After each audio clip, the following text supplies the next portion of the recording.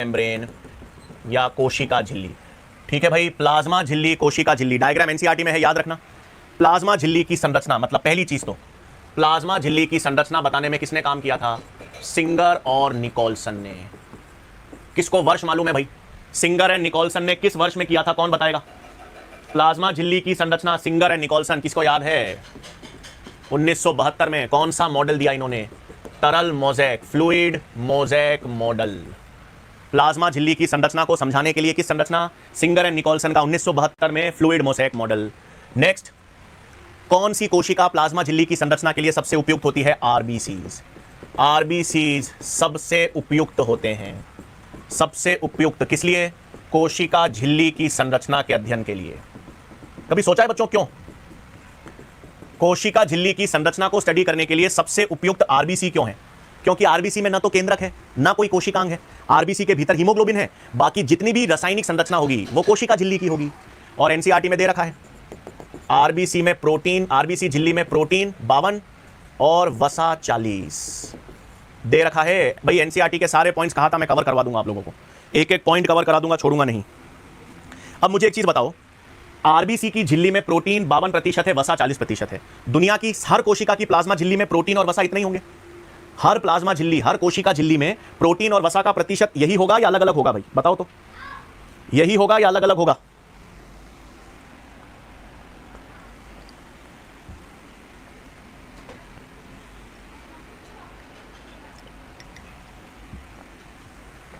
ठीक है, अलग अलग होगा। अलग अलग कोशिका में, अलग अलग प्लाज्मा झिल्ली में प्रोटीन और वसा का प्रतिशत अलग अलग होता है कार्य के आधार पर।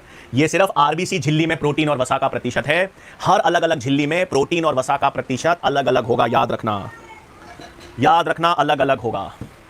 अब प्लाज्मा झिल्ली रासायनिक रूप से किससे बनी है? रासायनिक रूप से वसा, प्रोटीन्स, प्रतिशत कोशिकाओं में भिन्न रहेगा। हर कोशिका में अलग अलग प्रोटीन वसा होगा। और क्या होगा बच्चों? शर्करा यानी कार्बोहाइड्रेट्स। तो रासायनिक रूप से यही मिलेंगे आपके पास।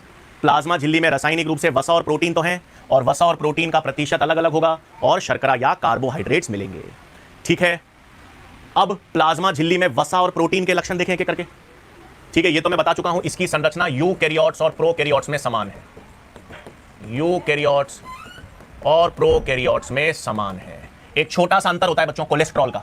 छोटा सा अंतर है, वो बता दूंगा। कोलेस्ट्रॉल सिर्फ यूकैरियोट्स की प्लाज्मा झिल्ली में मिलता है, प्रोकैरियोट्स में नहीं। बाकी पूरी की पूरी संरचना क्या है? समान होगी। इतना सबको क्लियर? और आपको पता है अर्धपारगम्य होती है प्लाज्मा झिल्ली। अर्धपारगम्य की जगह बेहतर ऑप्शन आप क्या लिखोगे? चयनात्मक पारगम्यता दर्शाती है, यानी सेलेक्टिवली परमिएबल।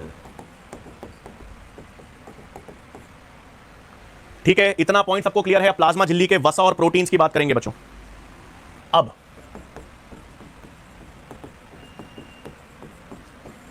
प्लाज्मा झिल्ली, प्लाज्मा झिल्ली के वसा यानी लिपिड्स, क्या क्या खास बात याद रखोगे भाई?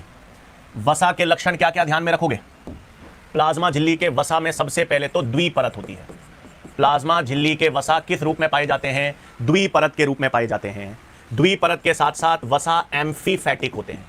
प्लाज्मा झिल्ली के वसा एम्फीफैटिक मतलब इनमें ध्रुवीय सिर होता है एक, और अध्रुवीय पूंछ होती है दो। अध्रुवीय सिर कहां होगा? सतह पर, और अध्रुवीय जो श्रृंखला है, जो पूंछ है, वो भीतर की तरफ। तो ध्रुवीय और अध्रुवीय दोनों सिरे हैं, इसलिए वसा को क्या कहते हैं? एम्फीफैटिक। ध्रुवीय सिरा जो है वो हमेशा सतह सरफेस पर होगा। अध्रुवीय पूंछ वसी अम्ल से बनी होगी, भीतर की तरफ होगी। फिर मुख्य कौन से होंगे? मुख्य वसा सर्वाधिक मात्रा में कौन से होते हैं? फॉस्फोलिपिड्स, या जिसे कहते हैं फॉस्फोग्लिसराइड्स। प्लाज्मा झिल्ली में सर्वाधिक मात्रा में कौन से वसा होंगे?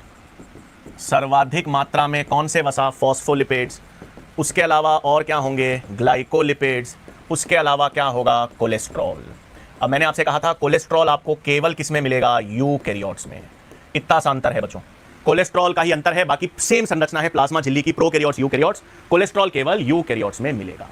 तो वसा के लक्षण क्लियर। द्विपरत के रूप में व्यवस्थित है, बाइलेयर। ध्रुवीय अध्रुवीय सतह दोनों होती है। ध्रुवीय सिरा सतह पर होगा, अध्रुवीय पूंछ भीतर की तरफ होगी, एम्फीफैटी कहेंगे। सर्वाधिक मात्रा में फॉस्फोलिपिड्स, कुछ ग्लाइकोलिपिड्स और कोलेस्ट्रॉल होगा। और यहां पर आपको याद रखना है, ये जो वसीय अम्ल की श्रृंखला होती है, वसीय अम्ल की श्रृंखला ही झिल्ली की तरलता या द्रव्यता का नियमन करती है। यह वसीय अम्ल की जो श्रृंखला है, जो वसीय अम्ल की श्रृंखला होगी, वही प्लाज्मा झिल्ली की तरलता या द्रव्यता का नियमन करेगी। क्लियर भाई? अरे क्लियर है बच्चों यहां तक? अब प्लाज्मा झिल्ली के प्रोटीन्स, अब प्लाज्मा झिल्ली के प्रोटीन्स को अपन दो भागों में डिवाइड करते हैं बच्चों, परिधीय प्रोटीन्स और आंतरिक प्रोटीन्स कहते हैं। किस आधार पर? किस आधार पर करते हैं बच्चों? याद रखना, पृथक्करण या एक्सट्रैक्शन के आधार पर। किसके आधार पर? याद रखना है, पृथक्करण या एक्सट्रैक्शन। प्लाज्मा झिल्ली के प्रोटीन्स आसानी से बाहर निकाले जा सकते हैं या मुश्किल से? आसानी से बाहर निकाले जा सकते हैं, मतलब सतह से जुड़े हुए हैं, तो उन्हें हम क्या कहेंगे? परिधीय प्रोटीन्स। उन्हें हम परिधीय प्रोटीन्स या बाह्य प्रोटीन्स कहते हैं। अंग्रेजी में इसे कहते हैं बच्चों पेरिफेरल प्रोटीन्स या एक्सट्रिंसिक प्रोटीन्स। और दो अंदर धसे रहेंगे बच्चों, अंदर की ओर धसे हुए रहते हैं, उन्हें हम कहते हैं आंतरिक या इंटीग्रल प्रोटीन्स। ठीक है भाई? तो ये पृथक्करण के आधार पर हैं। जिन प्रोटीन्स को आप आसानी से बाहर निकाल सकते हो, जो सतह से जुड़े रहते हैं, मतलब इनका आसानी से पृथक्करण हो सकता है। जो आसानी से पृथक्करण दर्शाएं वो परिधीय प्रोटीन्स, और जो भीतर धसे हुए होते हैं और जो आसानी से पृथक ना हो सके वो होते हैं आंतरिक प्रोटीन्स। तो ये दो प्रकार के प्रोटीन्स भी आपको ध्यान में रखने हैं।